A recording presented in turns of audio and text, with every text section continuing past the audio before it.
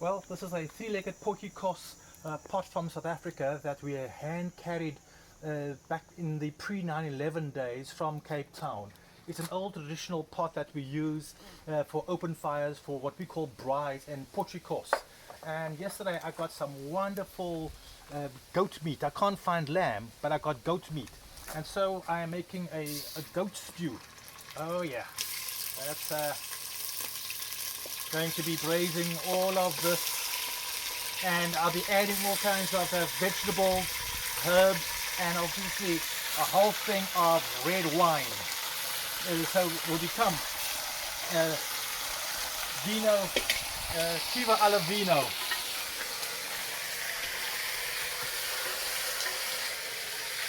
Listen to that sizzle.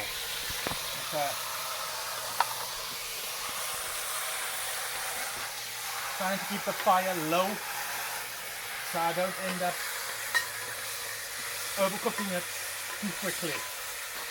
And going to be adding some of these nice herbs that Adam and Ruth gave us. So herb salt. Adam, you're missing out on a good meal over here, and you know it's very rare that you'll find me actually cooking. But now that I built this outdoor kitchen, and we're going to be having lots of different friends over for lots of different meals. So lots of activity being planned.